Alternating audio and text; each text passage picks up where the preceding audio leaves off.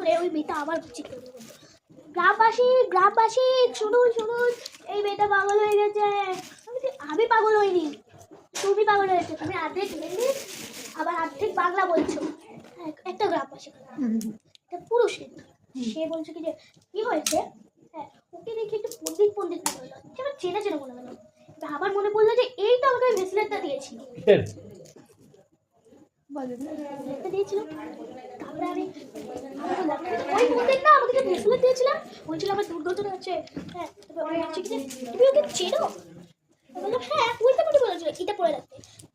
ওই মেয়েটা বলছে হ্যাঁ এই পণ্ডিতটা আমার কেউ বলেছিল যে, বললো যে না শোনো, তুমি ওকে চেনো, ঠিক আছে তুমি চেনো মানে আমিও তাহলে চিনি, জানো তো ইনি আমাকে একটা ব্রেসলেট দিয়েছিল।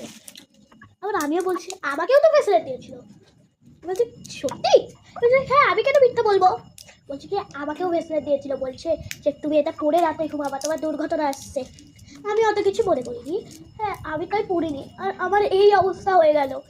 আমি ভাবছি কি যে কি ও বলছে, ও তাই আমার মধ্যে এমন খটকা লাগলো যে আমি এটা পরে শুভ কেমন একটা আবার হচ্ছে যেন। উফ ভাল লাগে না তো, এই গ্রামে এসে আমার ভাল লাগে না। আর গ্রামে এসছি কীভাবে কি জানি, আমি তো ছিলাম একটা শহরের মেয়ে, মনে মনে এই কথা। হঠাৎ পণ্ডিতকে বললাম ব্রেসলেট তো তুমি পরোনি, দেখেছো তো মেয়ে কেমন হলো। আমি বলছি কি যে হ্যাঁ তো দেখছি, কেমন যে হলো কীভাবে যে হলো সব আমি শুধু জানি।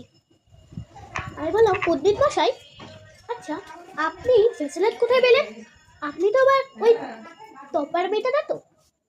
আর বলছি কিভাবে আমি টপার মেয়ে হবো, হ্যাঁ আমি তো তোমাদেরকে বাঁচানোর জন্য দিলাম, তাহলে আমি বললাম ওই না না ওই একটু বললাম। হ্যাঁ আবার রাত হতে চললো, এবার যে কী আবার করবো আমার মাথায় কিচ্ছু ঢোকে না। হঠাৎ একটু চাষি এলো, চাষি এসে আমাকে বলছে ও দিদি দিদি শুধু একটুখানি ধার নেবে গো। আর বলছি কেন, আপনি আমাকে আবার যেচে কেন বলছে, আমার যদি লাগে তাহলে আমি দেবো। বলছে না না আমি এমনি বলছি। আমি বলছি এই চাষি আমাকে কত বড় স্বপ্ন, অনেক বড় অনেক। তাড়াতাড়ি শর্টে ছাড়, হ্যাঁ কয়েক মিনিটে 10 মিনিট ধরে গল্প বলে যাচ্ছে মাসি। হ্যাঁ এই চাষিকেই নিয়ে রাত্রেবেলা চাষি, এই চাষিটা আমাকে কিছু আবার দেয়ও না, ওই চেষে এসছে। হ্যাঁ বলছি এই আমি কিন্তু বুঝে গেছি তুই চাষি নয়, হ্যাঁ তাড়াতাড়ি নিজের আসল রূপ নেয় আয়, নাহলে কিন্তু আমি তোকে শ্রীরামের ওই মূর্তি নিয়ে তোকে ওই